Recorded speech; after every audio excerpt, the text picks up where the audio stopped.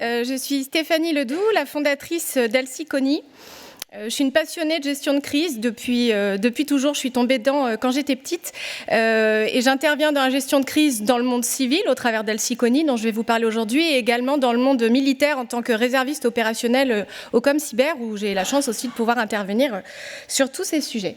Alors Alcyconie est née d'un constat. Comme je vous le disais, la gestion de crise, je suis tombée dedans quand j'étais toute petite. Et puis il y a quelques années, on commençait doucement à parler de ces crises cyber, mais on en parlait sous un angle hyper technique. Et les crises cyber, c'était toujours géré par des informaticiens, par des experts cyber. Et je me disais, c'est quand même bizarre, ça fait fi de toutes les autres dimensions qu'on retrouve dans des crises d'autres natures, que sont par exemple des crises sociales, des crises industrielles, etc.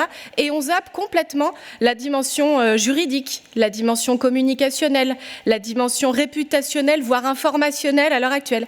Et tous ces sujets-là étaient complètement zappés. C'est sur ce constat-là qu'est née Alcyconie, avec la volonté d'en faire le cabinet spécialisé en gestion de crise cyber, indépendants et qui interviennent sur toutes les phases de la crise, avant la crise pour préparer les organisations, les rendre résilientes, pendant la crise pour les épauler à faire face à une situation pour le moins complexe, et puis en sortie de crise pour capitaliser sur ce qui s'est passé, accompagner les équipes dans cette phase compliquée aussi qu'est la sortie de crise. Alors aujourd'hui, Alcyconie, donc on va fêter nos 4 ans dans quelques semaines. C'est 8 collaborateurs. On est basé en Bretagne, mais on intervient dans toute la France. On intervient depuis quelques mois en Europe du Nord et il y a quelques semaines, on a décroché notre premier client aux États-Unis. Donc Alcyconie, c'est une équipe de 8 collaborateurs spécialisés en cyberdéfense, en géopolitique, en sécurité défense et en communication de crise cyber. On a un petit peu plus de 50 clients, majoritairement OIV, OSE, donc des acteurs plutôt sensibles ou en tout cas avec une sensibilité particulière s'ils se font attaquer, et une volonté aussi de contribuer à leur résilience au travers de ce qu'on peut faire. Et puis depuis quelques mois, Alcyconie est dotée d'un outil qui s'appelle PIA, qui est une plateforme d'entraînement qui nous permet de venir gérer ou animer des exercices de crise dans un environnement complètement sécurisé, ce qui nous permet là aussi d'aller entraîner des acteurs particulièrement sensibles et dans des conditions extrêmement réalistes, puisqu'ils vont y retrouver toute la pression des réseaux sociaux, la couche informationnelle dont je parlais tout à l'heure et qui est de plus en plus présente dans certaines manœuvres de déstabilisation ou cyberattaque. Donc on a réalisé un peu plus de 100 exercices de crise. C'est vraiment ce qu'on fait le plus dans toute cette intervention, parce qu'on croit aussi fermement que c'est en se préparant qu'on sera le mieux armé pour affronter une crise. Alors Alcyconie, donc comme je vous le disais, on va juste avoir 4 ans, on amorce un virage, on accélère considérablement notre développement dans les prochains mois. Ça va passer par 2 axes principaux. Le premier, ça va être le renforcement, je dirais, de toute notre activité conseil, avec la diversification des entraînements qu'on produit, avec le fait de renforcer notre équipe avec des profils seniors de plus en plus diversifiés, et puis de pouvoir aussi faire arriver des profils plus techniques dans notre organisation. Et le second pan de notre développement, c'est vraiment l'outillage de la gestion de crise. Au travers des entraînements qu'on peut produire, au travers des entreprises qu'on accompagne en crise, il y a un besoin qui remonte systématiquement. Les organisations qui sont confrontées à une crise, elles se retrouvent complètement dans le noir, démunies d'outils. Qu'est-ce qui se passe quand on est démuni d'outils ou démuni de canaux de communication ? On se débrouille avec ce qu'on a sous la main. On bascule sur WhatsApp, on bascule sur Gmail, on bascule sur du papier-crayon. Ça peut fonctionner, sauf que ça introduit un nouveau risque dans l'organisation, et puis surtout, on gère la crise de manière tout à fait désorganisée, on perd un temps considérable. Donc ce projet Acumen, on le porte depuis plusieurs mois.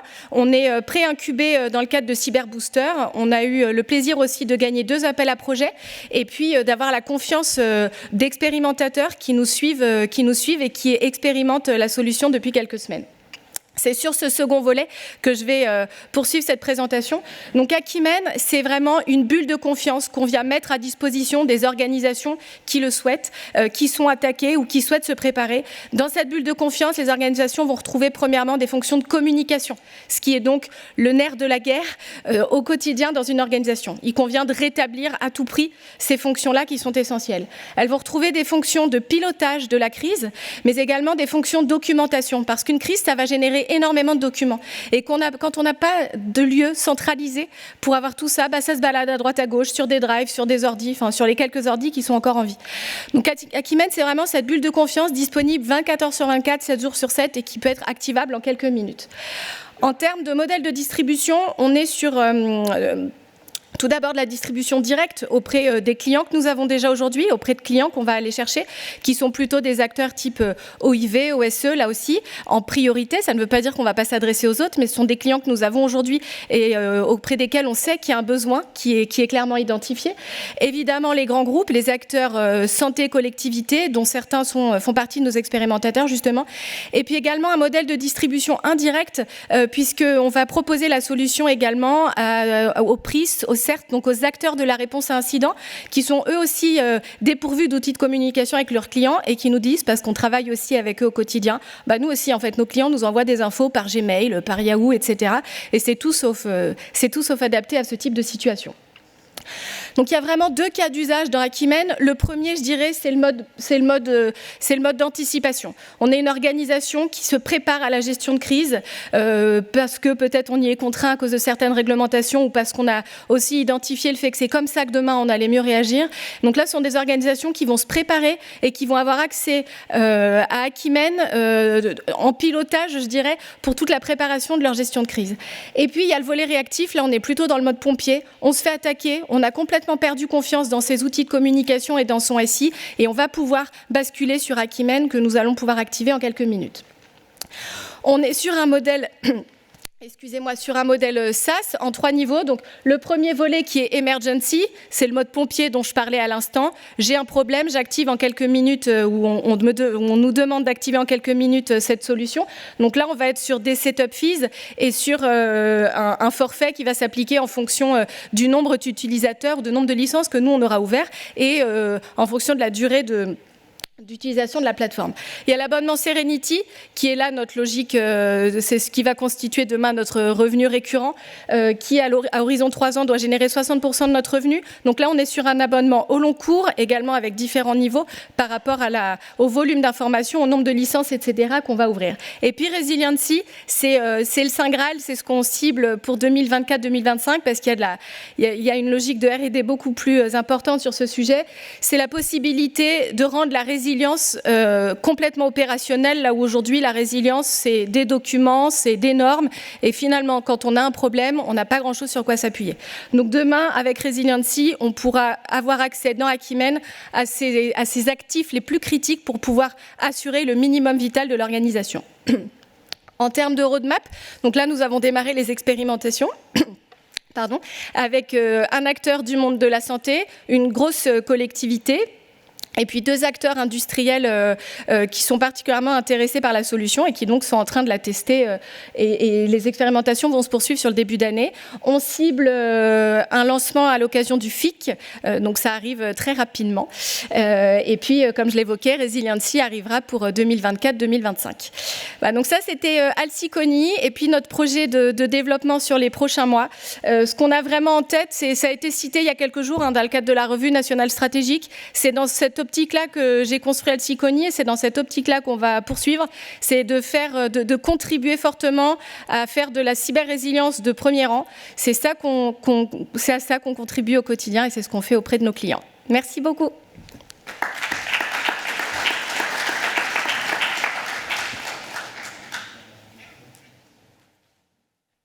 Est-ce que vous avez des questions ?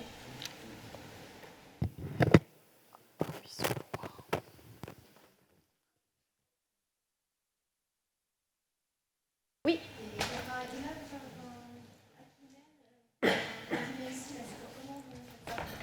Comment on est organisé sur Acumen ? Ça marche le micro ?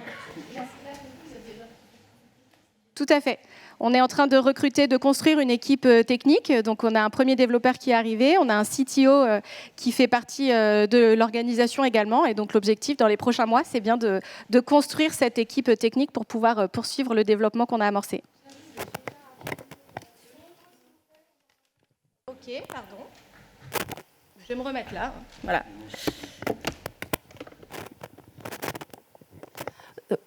tout cet outillage, vous avez déjà des premiers preuves de concept, et sur quelle équipe vous vous êtes appuyé pour faire ça? Comment vous avez fait ça? Et quel est votre objectif de croissance pour adresser cette ambition que vous affichez? Donc effectivement, comme je l'évoquais, apparemment on n'entendait pas au fond, donc on a déjà on a déjà des profils techniques qui ont rejoint l'équipe et qui travaillent à mes côtés sur ce sujet depuis quelques mois. Et donc l'objectif, c'est d'avoir une équipe de 8 devs d'ici quelques mois pour pouvoir justement poursuivre le projet avec des profils aussi bien en front qu'en back et de pouvoir assurer tout ce développement. Et donc effectivement, par rapport à l'autre partie de votre question, on a déjà un MVP qui est en train d'être testé, justement expérimenté par nos expérimentateurs.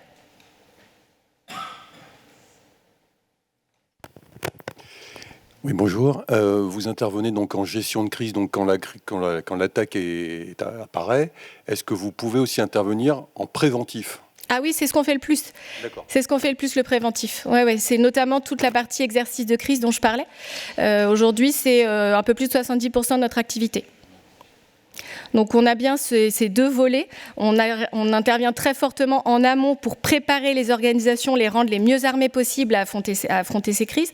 Ça passe notamment par de l'entraînement, sur lequel on met beaucoup l'accent. Ça passe aussi par des logiques de conseil et d'accompagnement pour définir les cellules de crise, pour définir les bons profils, les bons acteurs de la cellule de crise.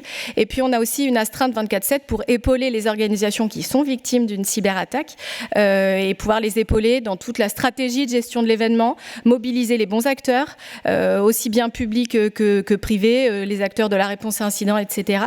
Et puis tout simplement essayer de leur enlever ce qui est ce très gros caillou dans la chaussure, qui est la communication de crise.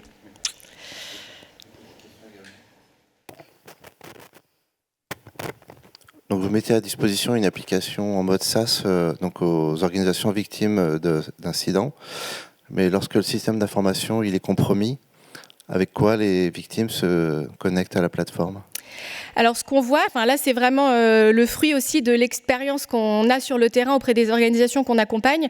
La plateforme, elle fonctionne sur téléphone, sur ordinateur, et dans le lot, il y a toujours quelques ordinateurs qui continuent de fonctionner, quelques tablettes, et c'est souvent le SI en tant que tel qui est chiffré, l'ordinateur n'est pas forcément inopérant. Néanmoins, en tout cas, quand on le teste, et on le voit quand on intervient en crise, il y a toujours quelques terminaux qui continuent de fonctionner. D'accord. Et donc, du coup, vous avez fait attention à durcir spécifiquement votre application pour qu'elle ne soit pas elle-même compromise par le système d'information du client ? Logiquement, oui.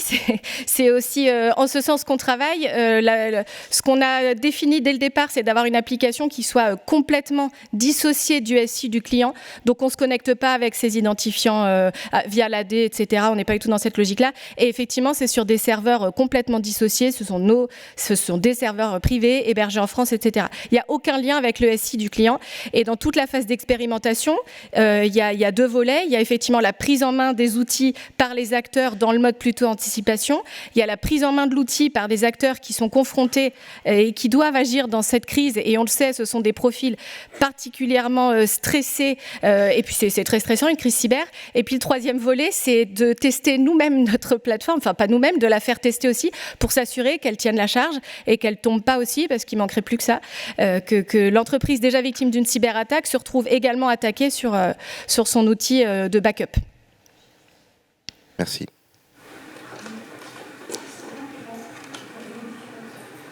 Alors, nos concurrents et nos différenciants. Effectivement, là, je ne les ai pas mis. Nos concurrents, ce qu'on voit aujourd'hui, c'est qu'il y a vraiment trois... je suis bloquée dans mon truc, là. On a trois types d'acteurs qui se positionnent sur ces sujets. On a des acteurs plutôt historiques qui sont sur tout ce qui touche au mass alerting. Et là, on va retrouver des acteurs type Fact24, Cedralis, qui sont des acteurs qui existent depuis des dizaines d'années et qui sont plutôt nés sur les besoins des catastrophes naturelles, etc., et avec un besoin d'alerte à la population. C'est le premier type d'acteurs. Et puis, on a des acteurs qui viennent progressivement se positionner sur le sujet de la gestion de crise cyber. Là, je pense notamment à des acteurs comme Shadline, OKE, et qui viennent se positionner sur ces sujets sans nécessairement embarquer toutes les fonctionnalités de la gestion de crise qu'on va avoir, mais j'y reviendrai, dans la plateforme. Et puis, sur le volet résilience, puisque c'est ce que j'évoquais, c'est ce qu'on souhaite faire aussi à partir de 2024, tout ce volet continuité d'activité. Là, il y a assez peu d'acteurs, et aujourd'hui, les acteurs qui se positionnent sur ce segment sont plutôt des outils vraiment de gouvernance de la résilience, de gouvernance de la continuité d'activité et pas nécessairement des outils particulièrement opérationnels. Sur la partie plus opérationnelle, les concurrents qu'on va avoir sont plutôt des acteurs positionnés sur le sujet du backup. Donc c'est là qu'il pourrait y avoir des zones d'adhérence. Sur nos différenciants, très clairement, déjà c'est un outil qui a été pensé par des gens qui font de la gestion de crise cyber toute la journée. Donc ça change quand même pas mal la donne parce qu'on voit ce dont les cellules ont besoin. On voit clairement les besoins derrière de traçabilité, de judiciarisation fort qu'on va avoir. Et tout ça sont des éléments qui sont embarqués dans la plateforme. Et puis le différenciant, je pense aussi qu'il se situe dans la simplicité d'usage. Je parlais au tout début de l'outil qu'on a créé pour nos entraînements. On s'est aussi basé sur tout ce retour d'expérience pour créer Acumen, pour créer l'UX d'Acumen.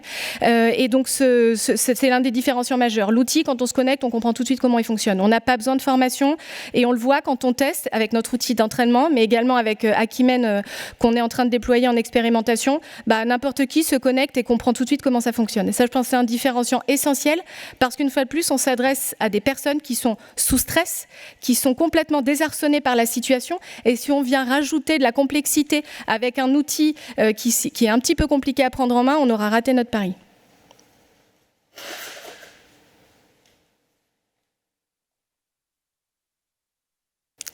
Pas d'autres questions? Bon, merci à tous.